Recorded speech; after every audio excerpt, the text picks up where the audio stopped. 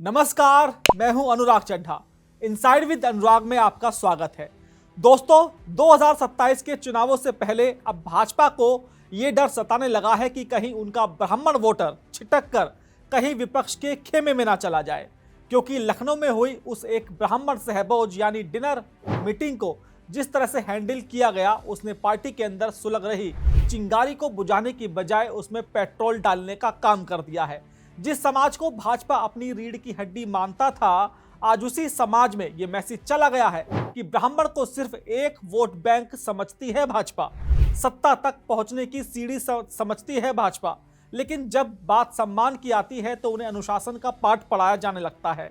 और ये संदेश अब सिर्फ लखनऊ के गलियारों तक सीमित नहीं है, बल्कि ये आग देहात कस्बों से होती हुई दिल्ली दरबार तक पहुंच चुकी है। इसलिए आनन फानन में अब भाजपा डैमेज कंट्रोल मोड में आ चुकी है।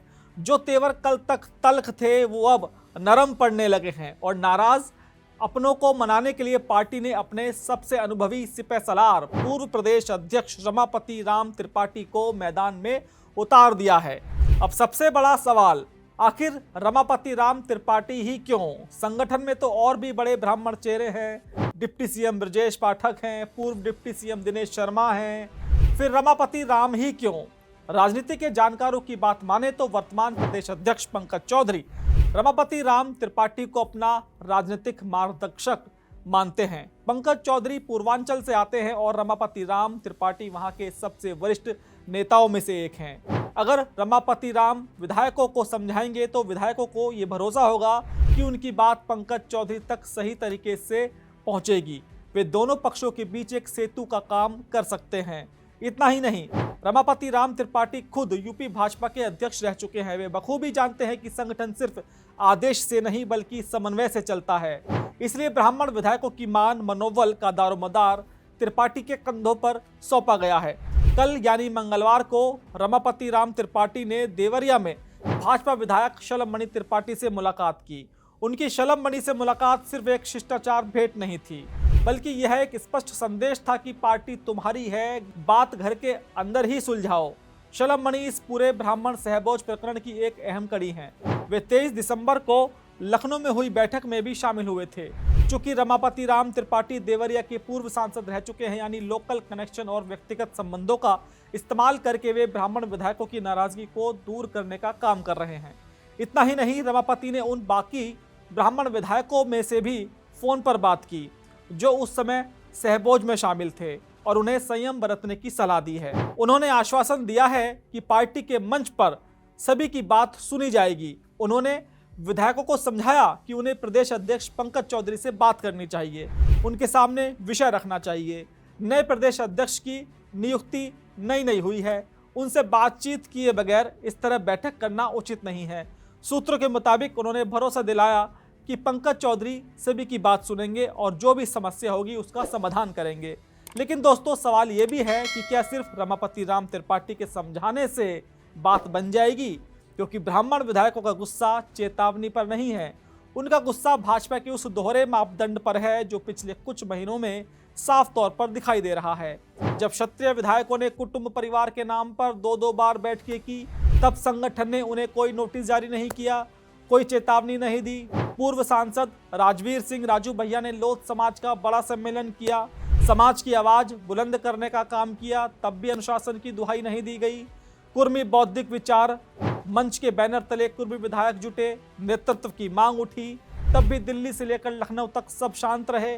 तो सवाल ये उठता है कि यही सवाल आज यूपी का हर ब्राह्मण पूछ रहा है कि जब बाकी जातियां अपने समाज के लिए लामबंद होती हैं तो वो सामाजिक एकता है, लेकिन जब ब्राह्मण विधायक साथ बैठकर लिट्टी चोखा खा लेते हैं तो ये पार्टी विरोधी गतिविधि कैसे हो गई? यह जो दोहरा मापदंड है, इसी ने मामले को बिगाड़ दिया है। रमापति राम त्रिपाठी के सामने सबसे बड़ी चुनौती यही है। उन्हें विधायकों को ये समझाना होगा कि पार्टी उनके साथ सौतेला व्यवहार नहीं कर रही है। यह काम आसान नहीं है, क्योंकि ये एक परसेप्शन बन चुका है कि भाजपा ने ब्राह्मणों को टेकन फॉर ग्रांटेड ले लिया है और इस आग में घी डालने का काम किया विपक्ष ने। सपा प्रमुख अखिलेश यादव ने ब्राह्मणों को साधते हुए कहा कि जिन्हें अनुशासनहीन कहकर अपमानित किया जा रहा है, वही सत्ताधारियों को शासन हीन कर देंगे। अखिलेश यादव ये जानते हैं कि उनका पीडीए का फॉर्मूला तभी हिट होगा जब स्वर्ण वोट बैंक में भी सेंध लगेगी। शिवपाल यादव तो खुलेआम ऑफर दे रहे हैं कि सपा में आ जाओ, सम्मान मिलेगा।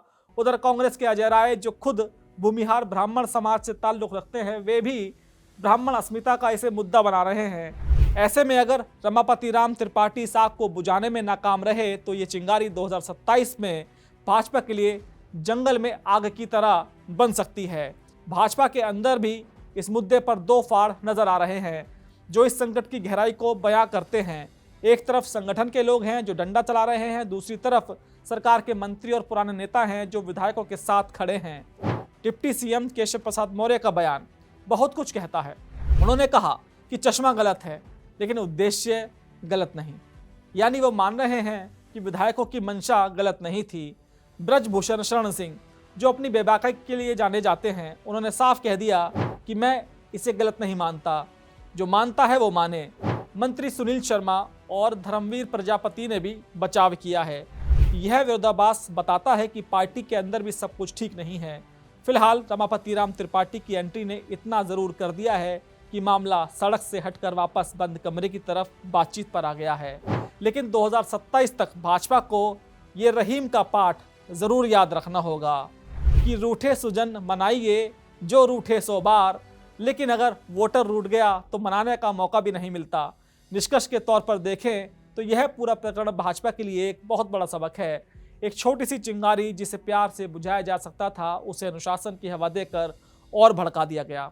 अब रमापति राम त्रिपाठी उस आग को बुझाने निकले हैं। वो इसमें कितने सफल होंगे यह तो वक्त ही बताएगा, लेकिन एक बात तय है कि यूपी की सियासत में ब्राह्मणों को हल्के में लेने की गलती अब कोई भी पार्टी नहीं करेगी, चाहे वो सत्ता हो या विपक्ष, क्योंकि यह वो वर्ग है जो सरकार बना भी सकता है और अगर अपनी पर बात आ जाए तो बात बिगाड़ भी सकता है। दोस्तों, मेरा ये विश्लेषण आपको कैसा लगा कमेंट बॉक्स में ज़रूर लिखकर बताइएगा। साथ ही साथ मेरे चैनल को सब्सक्राइब करना बिल्कुल ना भूलिएगा। तो दोस्तों, आपसे मुलाकात होगी किसी दूसरी खबर के साथ। नमस्कार।